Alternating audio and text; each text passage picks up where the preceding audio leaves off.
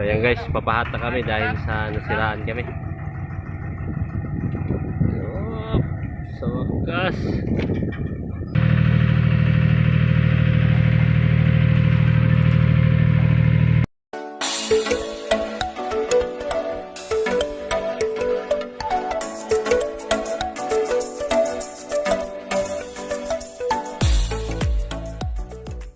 So guys, dito ulit tayo ngayon sa Manila Bay. Magpipishing ulit kami ni Rocky. So, ayan, yung tubig guys. Magandang maligo dito guys. Ayan, marami nagsiswimming. So, ayun yung bangka. Nakausapin namin si Kuya.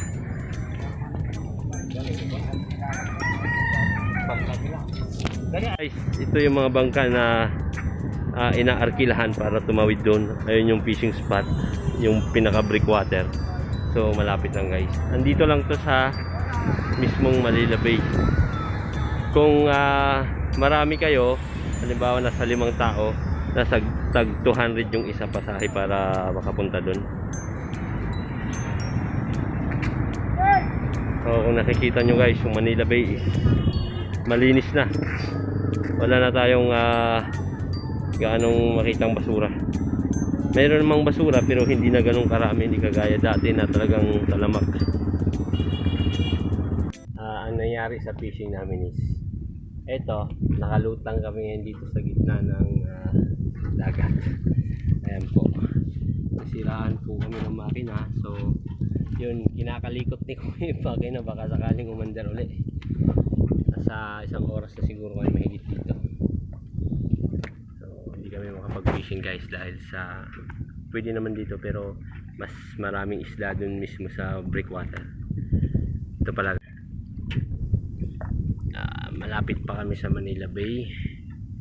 So ayan yung mga pang-fishing natin, naka-ready na sana. Kaso si Kuya, ano kaya pa kaya yan? Wala na masabi si Kuya, hindi niya rin alam kung kaya pa o hindi na.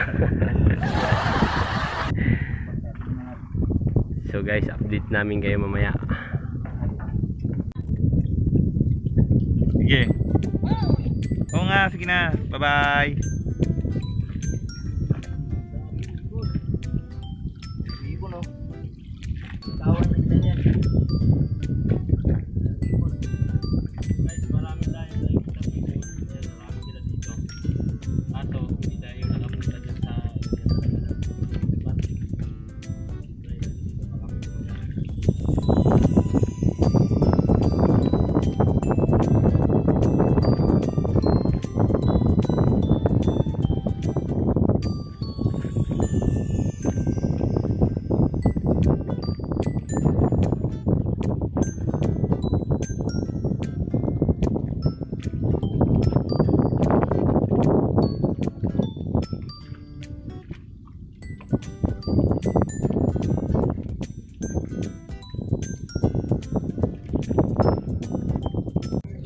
So guys, tuluyan na po kami pumupo. Hindi na po talaga umandar yung bangka ni Kuya. So ang problema namin ngayon, ayan po, malayo pa yung daungan. So wala kami pasagwan. Mag-antay na lang kami na anuring kami papunta doon. Okay guys, yung fishing namin ay naudlot.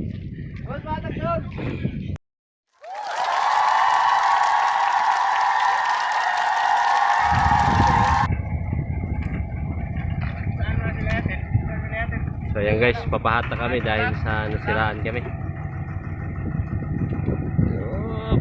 So wakas.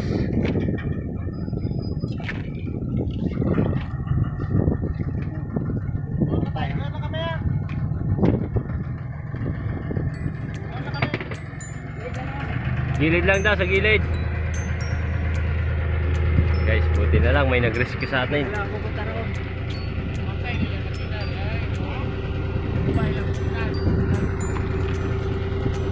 Guys, so ayan, ito sila yung mga nag-umukay dito sa Manila Bay.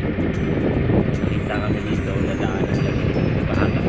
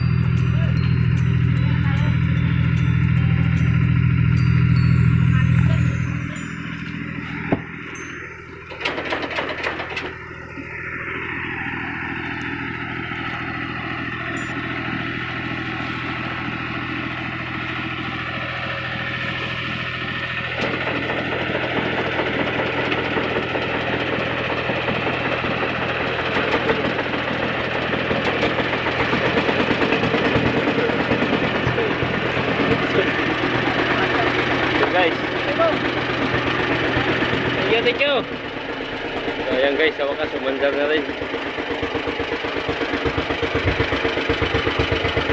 Timon, my friend, timon. Timon mo, my friend.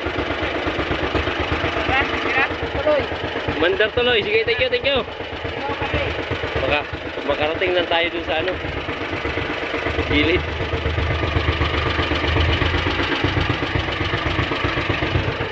So ayan, sa wakas umandar din, pero ang oras natin ay 1:30 na. Kailangan na namin bumalik guys.